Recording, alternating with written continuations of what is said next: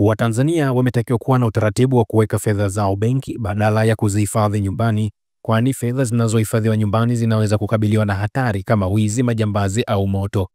Wito huo umetolewa na afisa mwandamizi wa Bodi ya Bima ya Amana Bi Kulwa Kisuka wakati akizungumza katika maonesho ya 8 ya teknolojia ya madini yanayoendelea kwenye viwanja vya Dr. Samia Suluhu Hassan Bomba Mbili mkoani humo, ambapo amesema kuwa kuweka fedha benki ni njia salama, kwani hata benki ikifilisika, mfuko wa bima ya amana unaweka utaratibu kurudisha fedha kwa wateja. Bodi ya Bima ya Amana ni taasisi inayoendesha kazi zake kisheria kwa mujibu wa sheria ya benki na taasisi za fedha ya mwaka 2006.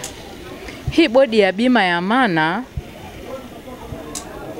majukumu yake hasa ni kukusanya michango kwa mabenki wanachama, na tunapokusanya ile michango kutoka kwa mabenki wanachama tunatengeneza kitu mfuko.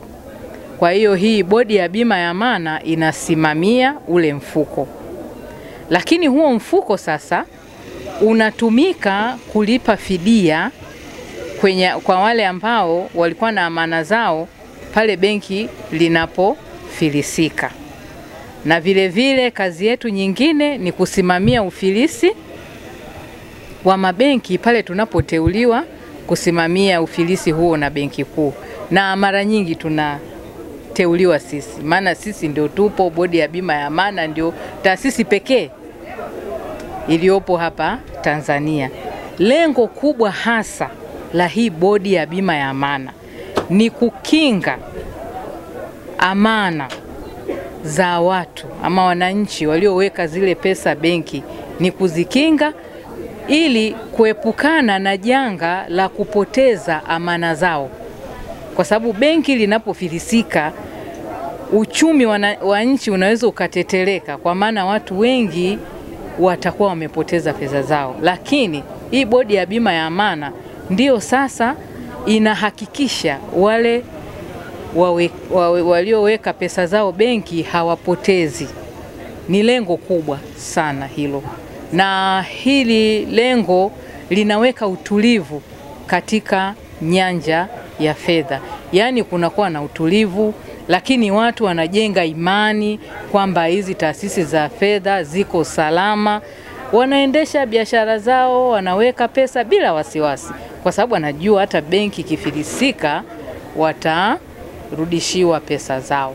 Wito wangu kwa wananchi, wajitahidi kuweka pesa zao benki, kwa sababu ni mahali salama kuliko kukaa na pesa nyumbani. Inaweza katokea janga, labda mtu kavamiwa na majambazi ama nyumba imeungua moto, zile pesa zinaweza kupotea. Lakini akiweka benki ni mahali salama, ambapo hata benki ikifilisika au ikifungwa bado atarudishiwa pesa zake. Kwa majina anaitwa Salama Alon, ni mfanyakazi wa taasisi ya Mamlaka ya Mafunzo na Ufundi Stadi VETA.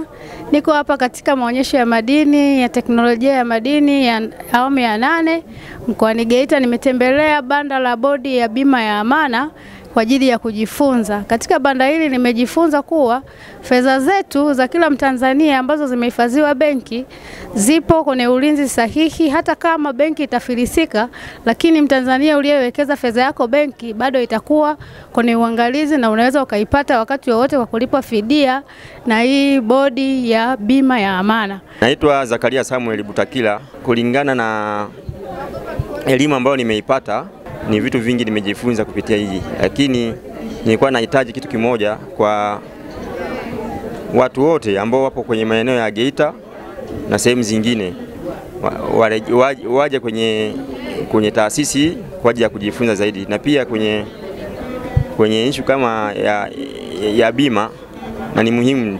Tunasisitiza watu wengi waende wakajifunze hata kwenye mabenki. Benki wanapokuwa wameenda kwenye benki wakapata angalau kadi za benki, ili kusudi na wao waingie kwenye mfumo wa bima. Usisahau kusubscribe, like na kubonyeza alama ya kengele.